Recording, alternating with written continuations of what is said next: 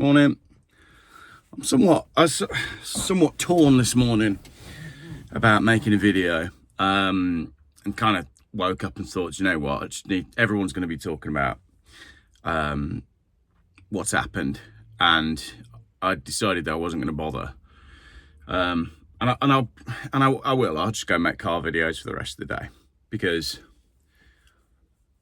I was at the barn last night down in Ledbury, little freedom event, and whilst we were there, I started getting texts that this shooting had taken place, and we didn't know at this point that Charlie had died. And then this morning, obviously the news is all over the place, but that's not really what I want to talk about. I think that says it all, right? Because I've got to be honest, I was at the barn last night, go on stage, do the usual, chat to people, but you're preaching to the choir. Not only are you preaching to the choir, but the choir seems to be getting smaller. Like, I feel like the truth movement is losing momentum, not reaching new people. I don't know if there's new faces popping up. And the thing is, a bit of a candid video. Did the stuff on stage yesterday, and John Waters was there, and we get chatting about how do you affect real change. And this was before we knew about the shooting.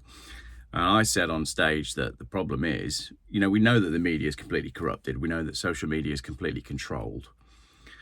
How do you affect real change if, when you stand up for traditional values and you want you want to stand up for traditional values, let's call them British values, whatever, indeed, traditional American values, what's going to happen is you're going to be completely victimized by the totally controlled media and then social media, which means, we know that elections are controlled via stuff like Cambridge Analytica. We've seen all of that.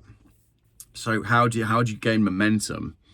And then if indeed you do gain momentum and get to a position where you're actually affecting change and starting to influence people, you get shot. So how is anybody going to shift what's happening? How is anybody going to come out of the woodwork and derail the agenda when it doesn't seem to be possible? And everybody that does come out of the woodwork and stand up and put their head above the parapet, they're accused of shilling for money, or they are controlled opposition, or they are, do you know what I mean? False heroes. It's very hard to know who to look to. A lot of people like Trump, but then there's a conspiracy that's all controlled, and a lot of people like Elon Musk, but then he's bringing all the digital ID stuff, and a lot of people like Reform and Richard Tice, but he looks exactly like a conservative, and a lot of people like Nigel Farage, but I think Nigel Farage will probably do anything that he's paid to do, and now Reform are basically becoming the Tories.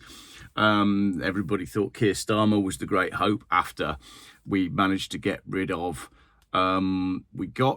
Boris Johnson and replaced him with Liz Truss, and that was going to be fantastic. And then Rishi Sunak came in, and his wife's connected to all sorts of digital ID and madness, and he's all invested in Moderna. It's like, how?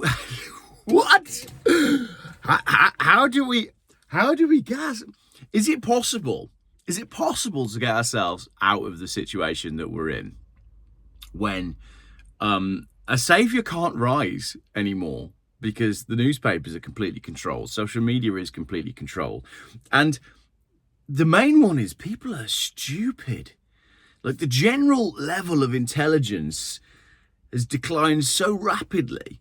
I'll give you an example in this random rant.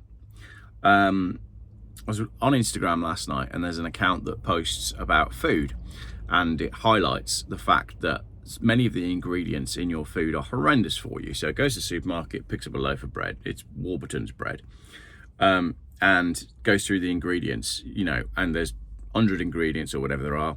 One of them's, let's take rapeseed oil for an example, because I've talked about that a lot, and I always talk about that with Lee the Mac Master when we're making food videos.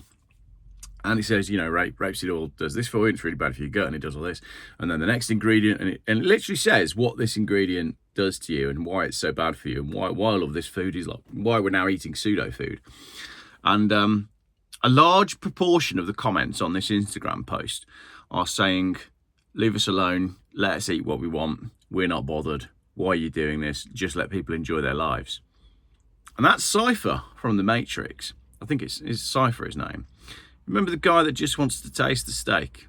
He wants to go back into the Matrix. And it's in line with the fact that there's a good talk last night from John Waters. I managed to record about an hour and 15 minutes of it before my phone died. And I'll see if I can put that on YouTube. But John talks about the abolition of reality and the fact that reality has been deleted, which is all well and good.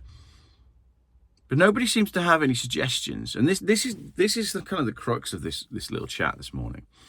I've posted this morning on my Facebook, and there's a gentleman who always comes on Facebook to post about the fact that I'm a shill, I'm doing it for money, and it's not that annoys me, because you get that from people. By the way, 720,000 views now on my YouTube short about roadworks, 63 quid.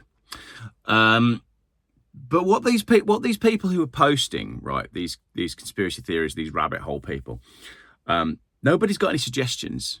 And this is the thing, nobody wants to do anything. And I think everybody's comfortable. People are comfortable attending their freedom events and sitting on the stage at freedom events and talking about things. And the conspiracy theorists online are comfortable posting. I'll post something, and there's a few people, regular names, that will then comment and, oh, Geoff, well, you don't know because X, Y, Z. Ha ha ha ha. It's like, what is it? Is it a competition to see who's gone down the most rabbit holes? Is it a competition to see who's caught the most rabbits? Because there's too many people who are not willing to share their information, and they'll say, well, but you haven't looked at X, Y, Z. Yeah, thanks for that. Thanks for that. Now, why don't you tell me what XYZ is and what it means so we can do something about it? And there's not enough do something about it anymore. And I left the barn yesterday feeling pretty disillusioned about the whole thing. I thought attendance was fairly weak for a freedom event. And, John, a lot of respect for John Waters. He's obviously done some fantastic stuff in Ireland and elsewhere. And we got onto the subject of, well, what do we do about it? And it was the same conversation I had with John Hamer when we were there as well. And both the Johns, who are both authors, sort of said, well, we've got to slowly. I don't really share that view, because my wife and kids were with me last night. And I went and joined them after we'd finished on stage. And it was a 2-hour talk. And Mrs. G was like, it's 2 hours. I told her I was only going to be an hour. And I was chatting to her about things. And I shared my view that I was a little bit disillusioned with, the fact that attendance was down and the fact that nobody seems to have any concrete ideas as to what we're going to do. This is also on the back of the ULEZ video that I made yesterday, bearing in mind a gentleman won a court case not once, not twice, but 3 times to prove that the ULEZ signs were illegal, and a judge had basically overruled the decision of a judicial review and decided that ULEZ would stay just because it would cost too much to take it down. So I was already feeling pretty deflated because of that. Because how can you fight? When you fight the system legally and you win and you still lose, what hope does that give anyone of affecting real change anywhere? So I was sort of feeling that when I went to the barn. And anyway, I went back upstairs and met Mrs. G, and we were talking about this. And Mrs. G absolutely nailed it. She said, I don't get it. I don't get it. If people haven't woken up in the last 5 years, then they ain't gonna. And that is all the people who are commenting on that YouTube short that I did, telling me to get back in my lane and ignore the roadworks. That is all the people who are commenting on the food post on Instagram saying, why are you talking about this stuff? We don't want to know. That is Cypher who wants to taste the meat. That is people who will fight to defend the walls that they are used to, that they don't even know they could break down if they wanted to. And anybody that does stand up above the parapet is a controlled opposition or a shill, or they're paid, or they're shot. So, slightly disillusioned video from Geoff Buys Cars. Sorry about that. I should have just got up and made a car video, shouldn't I? But then nobody watches my car videos. And then maybe I am part of the problem. But that's why there's a mix of stuff on the channel. That's why one day you'll see me doing this sort of video. And then I will go and cut the roof off a Nissan Qashqai, regardless of the fact that it cost me more to cut the roof off a Nissan Qashqai than I made in YouTube revenue. It cost me way more. But I enjoyed it, and that's fun, and that's what I want to document on the channel. I want to document, you know, doing different things. I don't want to just be... And this goes back to a chat that I had. I think it was on the Doc Malik podcast, or it might have been with the... You know, I went down to see the Lotus Eaters a while ago, and you know, you Lotus Eaters, you think, yeah, you're doing a great job, you're exposing what's going on in society. And I went down there, and you know, there's 20 staff, and there's payroll and offices, and everything's dead serious. And I'm like, right, guys, nice, cool. So we've done the podcast. When do we do something? And it's, oh, we'll do something after we made this next podcast. Right, okay, and then you do that one. Okay, when are we doing something? When are we actually doing something?